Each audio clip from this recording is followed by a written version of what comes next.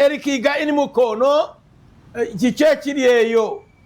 katutirweteriyo yasse munne Mukono mutingana. Good morning.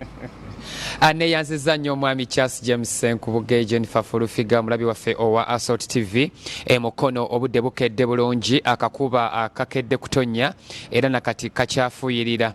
Mukono tuli bulungi poze olunaku olw'eggulo nga betwakulaze mawulire gaffe Elvis Katabazo n'agambibwa okuba nti yatta Manelenda ate yasindikiddwa kwa limanda mu kkomera e Kawuga era nga wakudde omwezi ogujja ng'ennaku z'omwezi 3 okwongera okuwera ennemba n'emisango era n'olunaku olwaleero olunaku lw'eggulo kanso ya district ey'e Mukono teyatudde okujjukira emirimu egyakolebwa eyali LC5 wa Mukono district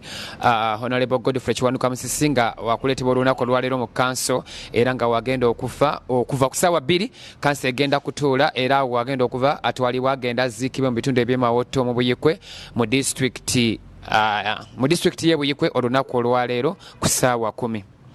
Olunaku olwokuna President Museveni yatandika okutalaga Greater Mukono okulaba mu nteekateeka ya PDM n'okusinkana abantu ab'enjawulo era olunaku olw'Essande lwe yakomekereza n'olukuŋŋaana gagadde wali mu disitulikiti y'e Buyikwe wabula nga tannabagenda Buyikwe yasookera mu bitundu abyo eby'embalala mu kitundu ekyo awali Honorable Ronald Kibule Ssalongo n'asisinkana abakozi abasoba mu mutwalo ogumu ne babaako ensonga ezimu ze bayanja omwali ate abakozi okuba nga bafiira nnyo ku makubo era ono yasuubiza nga bagenda okuteekawo flyover sooka n'okuteekawo walkways era ono yasuubiza nga bwe bagenda okwogerezeganya ate n'abakyayina bano okulaba ate mu ngeri y'emu nga bateeka abakozi bano bava okubeera ba casual laborers batandike okusayininga contracts nga bali permanent ate nasuubiza nti bakwongera ate n'amakolero mu bitundu ebirala ebyo ebya HMPC ekintu kino ekyayongedde ate okusanyusa abantu era mu kaseera ako abalewo eddakiika nga 23 okwogezeganya okwa 1-on-1 Honorable Kibule n'omukulembeze w'eggwanga nga waliko ensonga ezimu ze bali mu kumulungula okulaba ate ng'embeera y'abakozi ate ekyukira ddala era kino kyasanyusizza nnyo abakozi ate n'abantu abawangalira mu kitundu ekyo era n'asaba abantu okulaba nti balonda abantu abatazibikira abantu abatali nsekezi zibikira naye bateekeyo abantu abasobola okutuusa manifesto ya NRM.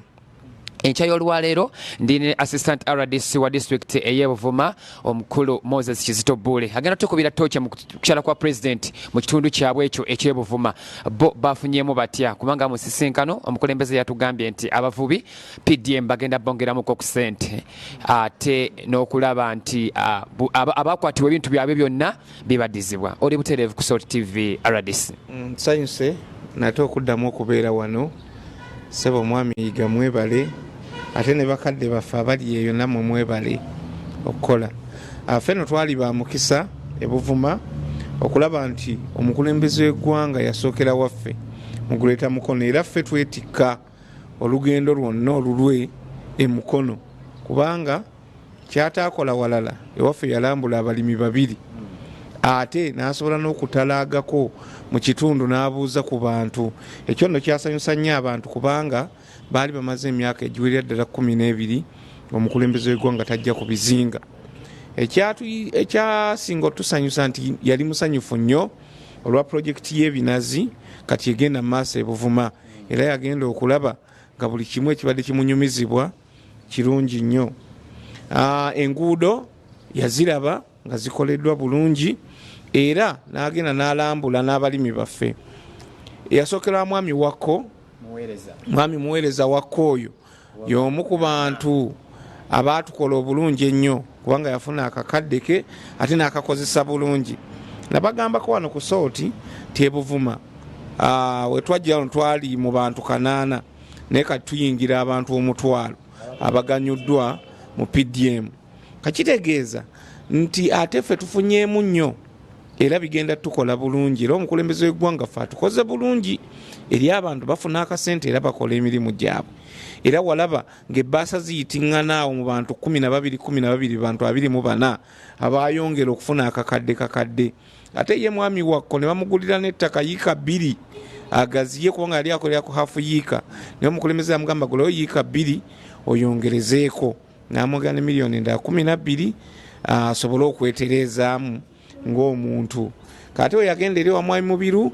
omugagga yamuwa emmotoka tipa eyegenda omuyamba okutambuza amata n'okuyamba ate ku kitundu.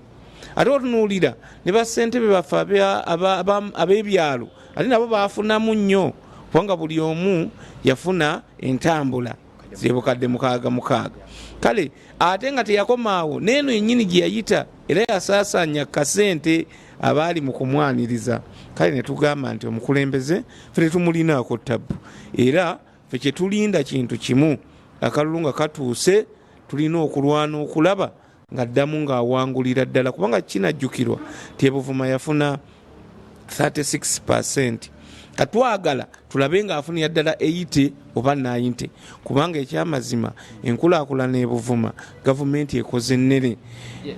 Amalwaliro mu kwogera kwa President yayogera ku nsonga y'enguudo nti wakwongera okulaba ate nga ne Buvuma ate bongera ku nguudo ddala kuva kugendeko ku Malamu n'ensonga y'ebidyeri. Ekituufu waliwo ekidyeri kye yatusuubiza era kiri mu pipeline ekigenda okuva we bayita ekikongo nga kigenda e Mayuge. Manyi Buvuma ne Mayuge bali kumpi nnyo. Ate ne wane eno ku kino kye tulina kati ekitwala emmotoka ezisoba mu 32 yatutegeeza nti tugenda funa ekirala bibeere nga biri 2 nga bwolaba ekalangala. Kino kigenda kino kidda kubanga Buvuma eri kumpi nnyo ne Kampala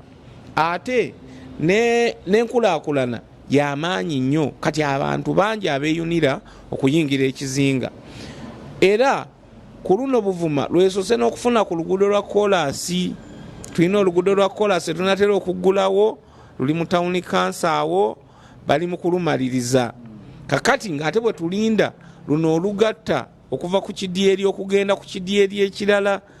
kubanga oluguudo olwo lugenda kuva ku kidyeri nga lwa Kolasi wano ekirongo lugende lugatta ekikongo nga olwo abantu beyongereyo e Mayuge. Ebyo byonna tubirindirira. Nga tumaliriza RDC okujja kwa President kuyina engeri kwongeddemuko gugenda okwongera ebyenkulaakulana mu kitundu kyamu nnyo kubanga